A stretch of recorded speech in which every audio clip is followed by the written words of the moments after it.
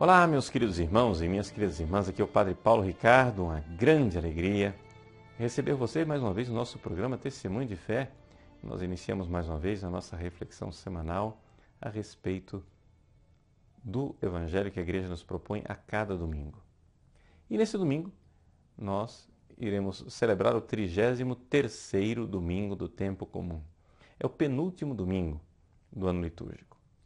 E a Igreja proclama o Evangelho em que Jesus nos narra a parábola dos talentos. Trata-se do Evangelho de Mateus, capítulo 25, versículos de 14 a 30. Como é que nós podemos interpretar esse Evangelho?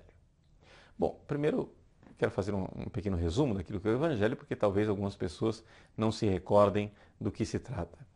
Trata-se de um patrão, um homem, que saiu para viajar para o estrangeiro. Esse patrão é evidente, ele simboliza Deus. Ou seja, Deus que vai viajar e dá aos seus servos talentos, conforme a capacidade de cada um. É interessante nós notarmos o que é um talento. Talento significa uma quantidade enorme de ouro. Um talento significa 30 quilos. Então, suponhamos que aqui trate-se realmente de ouro, então você está dando 30 quilos de ouro para uma pessoa, uma quantidade assim considerável, respeitável. É um valor imenso. Então, Deus é generoso, e é generoso com todos. Só que aqui cada um tem a sua capacidade, e Deus então dá 5 talentos para um, 2 talentos para o outro, e 1 talento para o último. Os 2 primeiros, o que receberam 5 e 2 talentos, multiplicaram esses talentos, mas o último, que recebeu somente 1, mostrou-se mau e preguiçoso. É aqui que eu quero então colocar a ênfase daquilo que realmente Jesus está querendo nos ensinar nessa parábola. Ele chama, no versículo 26, esse servo de mau e preguiçoso. Por que mau? Bom, em primeiro lugar, porque a maldade que está no coração deste servo está no fato de que ele tem um conceito mau a respeito do seu Senhor. Então, a primeira coisa aqui é nós enxergarmos que as pessoas podem ter um conceito mau de Deus. As pessoas podem pensar mal de Deus. As pessoas podem ter ideias blasfemas a respeito de Deus. Você vai chegar e dizer assim, mas não, padre, mas pelo amor de Deus, eu jamais teria uma ideia blasfema a respeito de Deus. Bom, provavelmente você não faria isso conscientemente, deliberadamente, de propósito. Mas veja o conceito que o servo mau tem do seu Senhor. Ele diz assim: Senhor, sei que és um homem severo, pois colhes onde não plantaste e ceifas onde não semeaste. Ou seja, veja, em primeira coisa, ele está dizendo aqui que Deus é injusto. Porque um sujeito que começa a cobrar aquilo que ele não deu, bom, isso é injustiça, não é verdade? Ou seja, se qualquer um de nós que fosse na sua própria fazenda e chegasse e dissesse assim, bom, cadê a colheita? Mas que colheita? A colheita que vocês me devem. Mas o senhor não semeou nada. Se o senhor não semeou, o que está vindo cobrar? Isso seria uma injustiça, uma arbitrariedade, uma coisa absurda. E, no entanto, é isto que o servo está acusando o seu senhor. Ele está acusando de ser um injusto, de ser uma pessoa que tem exigências excessivas. E se vocês forem ver, não é raro que as pessoas tenham essa ideia a respeito de Deus. Ou seja, que Deus é um desmancha-prazeres. É como se as pessoas vivessem um pouco aquela música do Roberto Carlos, né? Ou seja, por que tudo que eu gosto é imoral, ilegal ou engorda? Tudo aquilo que me agrada é proibido. Ou seja, Deus é um desmancha-prazeres, são as coisas boas que Ele proibiu. Deus é um chato. Ora, esse conceito a respeito de Deus é totalmente deturpado. Então veja que a maldade que está no coração desse servo é uma coisa assim espantosa. E o pior de tudo, que se Jesus conta esta parábola, é que é possível que esta maldade esteja no meu coração. Sim, eu mesmo, católico devoto, pode ser que esta maldade esteja no meu coração. Por quê? Porque eu posso ver Deus como um Deus injusto. Ainda mais, por exemplo, quando eu começo a olhar para os ensinamentos de Jesus. E Jesus pede de mim, quem quiser me seguir, renuncie a si mesmo, tome sua cruz dia após dia e me siga. Aí nós damos um passo a mais, ou seja, não é somente que Deus está proibindo as coisas erradas. Deus está me pedindo, não é? Uma abnegação, uma tal mortificação das minhas vontades, meus caprichos, e de abraçar a cruz no dia a dia. Se eu olhar mais profundamente ainda as palavras de Jesus, eu vou ver o seguinte, que Jesus tem uma pretensão enorme dizendo assim, quem ama o seu pai ou sua mãe mais do que a mim, não é digno de mim. Quem ama a sua própria vida mais do que a mim, não é digno de mim. Vejam que se nós olharmos para as palavras do Evangelho, não será difícil nós vermos que existem algumas delas que causam, no fundo do nosso coração, uma certa perplexidade e que talvez nós não verbalizemos, talvez nós não tenhamos a coragem de verbalizar. Mas pode ser que, por causa da maldade do nosso coração, nós estejamos profundamente ressentidos com Deus. Aquela pessoa que diante de uma tragédia, um problema, uma desgraça que acontece na sua vida, a primeira coisa que ela faz é se pergunta, por que eu? Por que eu? Inclusive, outro dia eu fiquei sabendo que algumas pessoas andaram divulgando o boato que essas teriam sido as palavras pronunciadas pelo Papa João Paulo II, São João Paulo II, no dia do seu atentado, no dia 13 de maio de 1981. Ou seja, que uma vez que ele foi atingido pelas balas do Ali Agca, ele teria caído no jipe e repetia constantemente, porque eu, porque eu, porque eu. Bom, o fato é que o secretário do Papa, que hoje é cardeal lá na Polônia, o cardeal Stanisław Dziwisz, desmentiu redondamente durante o processo de canonização essas palavras. Diz, não, absolutamente. O São João Paulo II não fez isso, né? O Papa João Paulo II não fez isso. Ele, quando caiu no jipe, a única coisa que ele fazia era repetir frases piedosas, né? Que nós chamamos de jaculatórias, né? Ou seja, frases de oração, onde ele ia falando com Deus, com Nossa Senhora, com os santos. Ele rezava. A única coisa que ele fez, ele não ficou perguntando por que eu, por que eu, por que eu. Porque essa história de nós ficarmos perguntando por que eu, isso daí, gente, é o maior sinal de que nós somos soberbos. Sim, evidente. Porque você se acha mais do que os outros. Você lê todos os dias nos jornais centenas de assassinatos, empresas vão à falência, pessoas perdem o emprego, acontecem divórcios, famílias se destroem, pessoas morrem. E você nunca diz, nossa, que coitados deles, o que é que está acontecendo?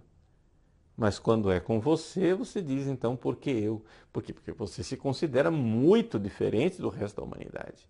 Ou seja, se os outros estão sofrendo, eles devem merecer isso daí. Mas eu, o grande eu, o maravilhoso eu, imagina se eu mereço isso. Olha, essa é uma atitude absurda de soberba.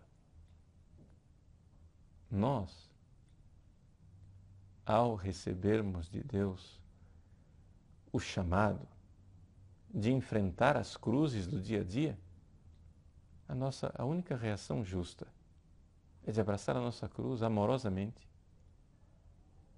e dizer, nossa, que oportunidade maravilhosa de amar Jesus de volta. Essa foi a atitude dos servos bons e fiéis. Não é? O servo bom e fiel, o que ele faz? Ele é bom por quê? Porque ele tem no seu coração uma visão boa do seu Senhor. Quando o Senhor vai viajar e entrega para ele um talento, ele diz, nossa, que oportunidade maravilhosa de servir o meu Senhor. Esse é o bom servo. Gente, nós somos imensamente amados por Deus e Deus nos dá um dom extraordinário de nós podermos servi-lo. Isso é uma grande honra. E depois de realizar o nosso serviço, a nossa atitude deveria ser exatamente aquele do servo de outra parábola que diz assim, eu sou um servo inútil, eu não fiz mais do que a minha obrigação. Ou seja, nós fomos tão agraciados, tão amados, tão queridos por Deus, que qualquer sofrimento, qualquer coisa que nós passemos nessa vida, não tem comparação com a maravilha que nós recebemos de Deus. Não é? É como São Paulo. São Paulo nos recorda com toda clareza. Ninguém pode sequer imaginar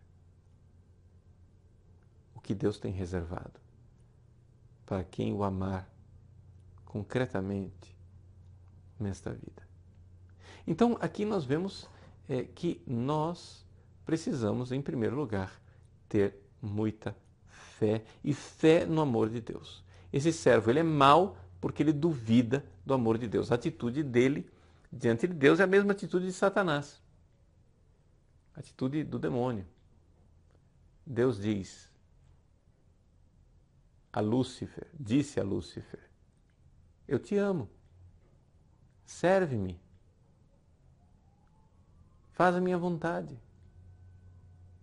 Faz a minha vontade. E ele, no entanto, disse, non serviam, não servirei. Por quê? Porque no conceito de Lúcifer, Deus está se aproveitando dele. Ou seja, o conceito deste servo é exatamente o mesmo de Lúcifer. E muitas vezes nós temos um coração assim, disfarçadamente, é claro, ninguém tem essa atitude, geralmente, né? Ninguém. Mas geralmente as pessoas não têm essas atitudes às escâncaras, né, que elas dizem, professam claramente, Deus é injusto comigo. É muito raro uma pessoa pronunciar uma coisa dessa, mas no fundo do coração a pessoa se sente atraiçoada por Deus, abandonada. Por quê? Porque Deus permite que ela tenha dificuldades na vida. Ora, as dificuldades da vida são uma forma extraordinária de nós aumentarmos a graça de Deus. Ou seja, é aquilo que nós chamamos de a graça de poder merecer. E o que é o mérito? Né? Os protestantes têm uma grande dificuldade de entender essa história de mérito, a teologia do mérito. Né? Por quê? Porque eles ficam repetindo continuamente com Lutero, né, que é sola gratia, ou seja, tudo é graça de Deus, não tem mérito nenhum, não existe mérito, só existe a graça, só existe a graça. Nós católicos concordamos, só existe a graça, é verdade, mas só existe a graça. E uma das graças que a gente recebe é a graça de poder merecer. Ou seja, nós não somos pelagianos de negar que a graça está na raiz de tudo. A graça está na raiz de tudo. Mas acontece o seguinte, Deus é tão maravilhoso que Ele nos dá a graça de poder servi-lo. Então, isto é o significado profundo dos talentos. O que são os talentos? São as graças de Deus. Existem algumas pessoas que têm uma interpretação naturalista dessa parábola dos talentos inclusive, a própria palavra talento, né, no nosso dia a dia, assim, é usada de forma naturalista. O que é talento para nós? Talento para nós é uma coisa com a qual eu nasci. Ah, fulano tem talento para tocar violino, outro tem talento para desenhar, outro tem talento para o balé, outro tem talento para ser um atleta, outro tem talento para ser um pugilista, ou tem talento para ser político, ou tem talento para ser padre, ou tem talento para alguma coisa. E são as capacidades naturais. No entanto, se nós formos ver, não é isto que a parábola está dizendo. As capacidades naturais são reconhecidas. Olha lá o versículo 15, ele diz assim: a cada qual deu de acordo com a sua capacidade. Já estava lá. Só que o talento não é a capacidade já estava lá. A capacidade natural ele já tinha. O talento é uma coisa que se acrescenta sobre a capacidade natural, ou seja, nós estamos falando aqui da graça de Deus. Então a graça de Deus vem ao nosso coração. Deus derrama a sua graça e nos dá a capacidade de merecer, ou seja, de multiplicar esta graça, de multiplicar os méritos na nossa vida. Vamos ser assim mais concretos, mais práticos, assim para ficar bem clarinho, não é? Pergunto a você. Olhe para o seu coração. Eu olho para o meu. E eu olho para o meu coração egoísta e vejo que eu não sou capaz de amar. Quando as pessoas no confessionário meio que se desesperam e dizem: ah, padre, eu não dou conta de amar, eu tenho uma dificuldade imensa de guardar a castidade, eu não consigo amar, é inútil lutar, já estou há tantos anos lutando, eu não dou conta de amar, eu não consigo amar, eu não sou capaz de amar. A resposta é: bravo! Claro que você não é capaz de amar. Ninguém de nós é. Mas Deus nos dá a graça de ser capaz de amar. Ou seja, é uma graça. Então, como mendigos da graça de Deus, abramos o nosso coração para receber os talentos. Deus nos dá a graça de poder amá-lo e de amá-lo cada vez mais. Se nós nos abrirmos para a sua graça, nós veremos que somos capazes disso. Foi isso, olhe para a vida dos santos. Foi isso que os santos fizeram, eles corresponderam. Os santos são estes servos bons e fiéis que receberam 5 talentos, que receberam 2 talentos. Você vai dizer: ah, mas eu não dou conta. Eu não vou nunca ser uma Santa Teresa d'Ávila, eu nunca vou ser um São João Paulo II. Resposta: é verdade. Você nunca vai ser o servo que recebeu 5 talentos, porque vamos entender uma coisa, né? Vamos fugir dessa mentalidade marxista de que todo mundo é igual. Deus não trata as pessoas igual. Ele dá alguns talentos a algumas pessoas a mais, claro. Não é? Deus dá uma quantidade maior de graça para as pessoas. Por quê? Porque essas pessoas têm missões diferentes. Que beleza que Santa Teresa d'Ávila tenha recebido graças especialíssimas que eu nunca receberei. Por quê? Porque Santa Teresa d'Ávila, sendo assim, ela é uma graça para mim. Ou seja, ela tem essa missão maravilhosa. Que beleza que São João Paulo II recebeu graças que eu nunca recebi. E nunca receberei. Por exemplo, eu nunca vou ser Papa. É evidente que não. Não é? Mas que beleza que ele foi. E que beleza que ele teve essas graças que soube distribuir para nós e que agora lá do céu sabe distribuir muito mais, porque as mereceu. Então, também nós somos, né, como diria Santa Teresinha do Menino Jesus, nós somos dessa família de pequenas almas. Nós somos essas pequenas almas que receberam somente um talento, não recebemos 5 talentos. Não temos que ficar invejando aqueles que receberam 5 talentos, mas ao mesmo tempo nós deveríamos ter um coração tão tremendamente agradecido e extraordinário de ter recebido um talento, que já é muita coisa. Gente, um talento são 30 quilos de ouro, já é um negócio extraordinário. A graça que nós recebemos de Cristo já é uma bênção, uma coisa extraordinária, uma coisa linda para nós. Então não tem por que a gente ficar reclamando. Mas é necessário desenvolver estes talentos. E aí vem a segunda coisa que Jesus fala para o servo mau. Ele não é somente mau porque ele fica com intriguinha com Deus, porque Deus exige demais de mim, deu mais para um do que para o outro. Esse coração mesquinho, esse coração tacanha. Não é somente isso. Ele é mau e preguiçoso. E o que é preguiça? A primeira preguiça, a preguiça maior que nós temos, é a preguiça vocacional. Nós somos chamados a ser santos. Nós somos chamados a amar Deus. Nós somos chamados a ser generosos e nós ficamos no salário mínimo, dizendo, não precisa disso tudo, para quê? Não é? Basta que a gente siga os 10 mandamentos, já é suficiente. E mesmo que se a gente tropeçar aqui e ali e não viver direito os 10 mandamentos, não tem problema, porque Deus é bonzinho. Deus perdoa. Deus é um vovozinho que perdoa tudo. Isto é um conceito muito equivocado da misericórdia de Deus. Deus é misericordioso? Sim. Por quê? Porque Ele nos dá a graça de amá-lo. E o grande desafio é esse, e o cristianismo é a religião do amor. O cristianismo não é a religião do salário mínimo, do faz essas regrinhas pequenininhas e mesquinhas aqui que você vai ser um bom cristão. Não, o cristianismo é a religião do amor, e o amor quer dizer um desafio, quer dizer multiplique. Ama generosamente. Por mais que nós sejamos essas pequenas almas, como dizia Santa Teresinha, nós temos que amar. E nós temos que exorcizar de nossa vida essa preguiça vocacional. Veja, o Concílio Vaticano II, no capítulo 5 da Lumen Gentium, disse com toda clareza, nós temos uma vocação à santidade. A vocação à santidade é universal.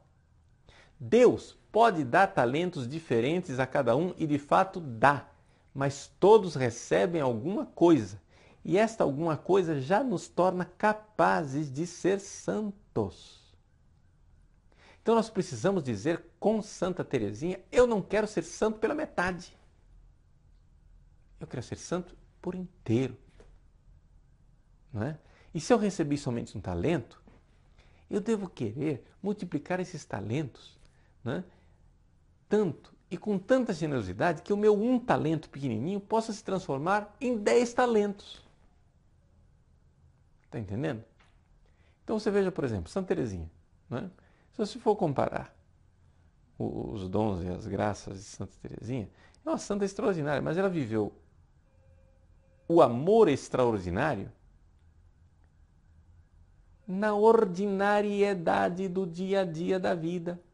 Ou seja, ela viveu uma tal generosidade que ela se doou, se entregou totalmente para Deus nas tarefas do dia a dia. Então, por exemplo, ela não foi chamada como um Padre Pio, não é?